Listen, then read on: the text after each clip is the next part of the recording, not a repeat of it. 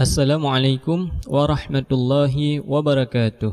Alhamdulillahi rabbil alamin.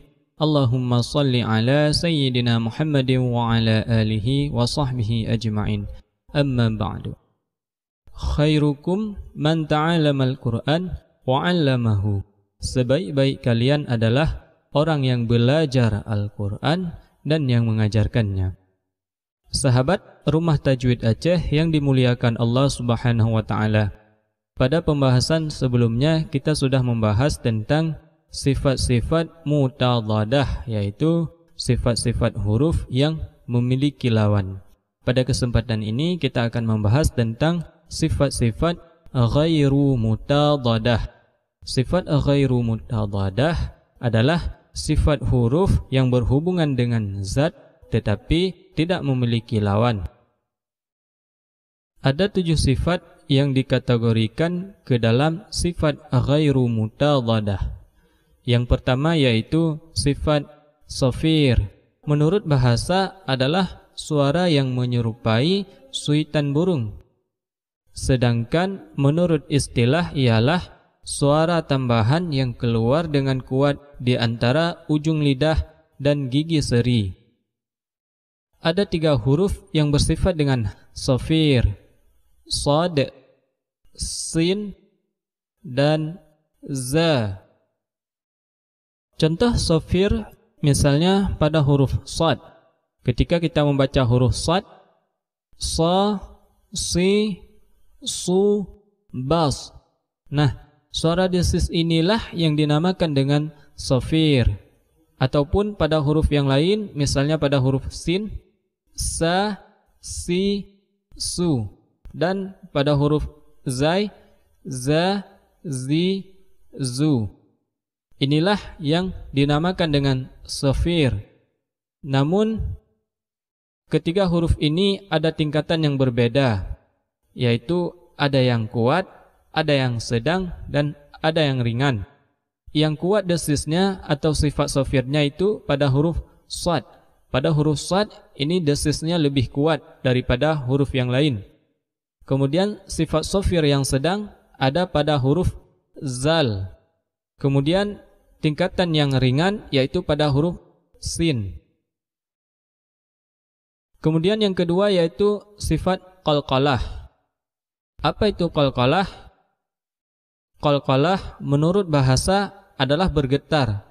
Sedangkan menurut istilah ialah suara tambahan atau pantulan yang kuat dan jelas yang terjadi pada huruf yang bersukun setelah menekan pada makhrajnya huruf tersebut. Huruf-huruf qalqalah ada 5, yaitu yang terkumpul dalam kalimat qutubu jadin. Kelima huruf ini suara pantulannya berbeda-beda. Misalnya kita contohkan pada kelima huruf tersebut, coba diperhatikan pantulannya berbeda-beda. Atta, aqqa, adda, ab, ajj. Namun ada pembahasan khusus tentang sifat qalqalah, yaitu dibagi lagi kepada 3 bagian. Ada qalqalah sugra, kubra, dan qalqalah akbar. Akan kita bahas pada pembahasan khusus tentang qalqalah. Kemudian yang ketiga ada sifat lin. Apa itu lin? Lin menurut bahasa adalah lembut ataupun lunak. Sedangkan menurut istilah ialah mengeluarkan huruf dari mulut tanpa memberatkan lisan. Sifat lin hanya terletak pada 2 huruf, yaitu pada huruf waw dan ya yang bersukun dan huruf sebelumnya atau di belakangnya berbaris fathah. Contohnya pada kalimat bai. Pada saat kita mengucapkan bai, disinilah yang dikatakan dengan sifat lin. Begitupun pada huruf waw, misalnya pada kalimat khauf, khaufu. Ketika kita membaca khaw, inilah yang disebut dengan sifat lin. Kemudian yang keempat yaitu sifat inhiraf.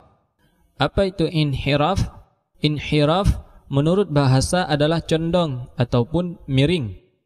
Sedangkan menurut istilah ialah huruf yang pengucapannya miring setelah keluar dari ujung lidah. Sifat inhiraf juga terjadi hanya pada dua huruf, yaitu pada huruf lam dan huruf ra. Perbedaannya adalah untuk huruf lam makhrajnya miring ke depan, sedangkan pada huruf ra makhrajnya miring ke belakang atau tepatnya ke arah punggung lidah. Kemudian yang kelima yaitu sifat takrir. Apa itu takrir? Takrir menurut bahasa adalah mengulangi, sedangkan menurut istilah ialah pengucapan huruf yang disertai getaran secara berulang-ulang pada ujung lidah. Sifat ini hanya terjadi pada huruf ra. Perlu diperhatikan dan sangat penting untuk diperhatikan bahwa pengucapan huruf ra tidak boleh lebih daripada 2 getaran. Karena apabila lebih daripada 2 getaran, maka akan dihitung 2 huruf ra. Nah, kesalahan ini akan dihitung ke dalam lahnul jali, yaitu kesalahan yang fatal. Misalnya kita contohkan pengucapan huruf ra yang lebih daripada 2 getaran dan yang hanya 2 getaran. Contoh huruf ra yang 2 getaran. Ra, ri, ru.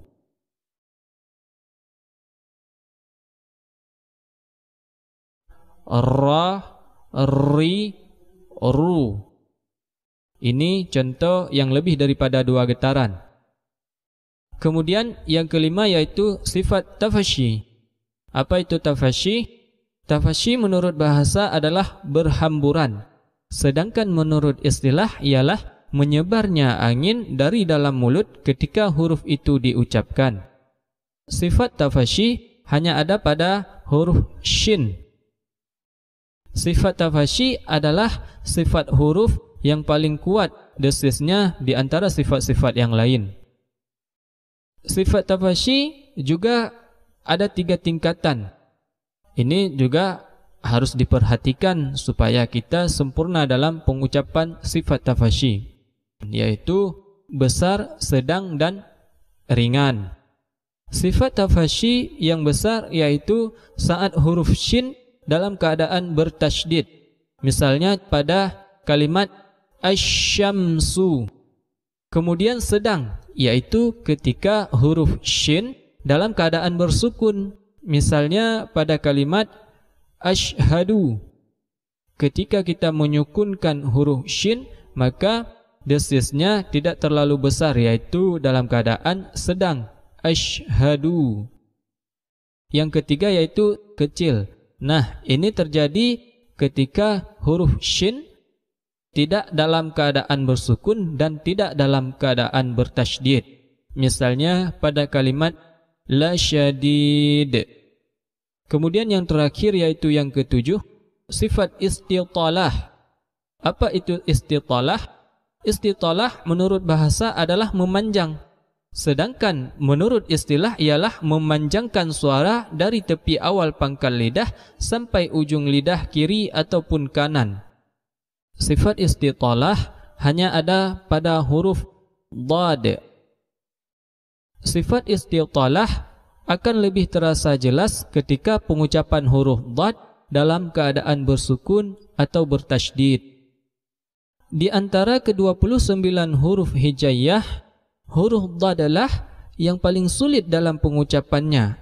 Karena itulah Rasulullah SAW bersabda, "Ana afsahu man nataqa bid-dhadi."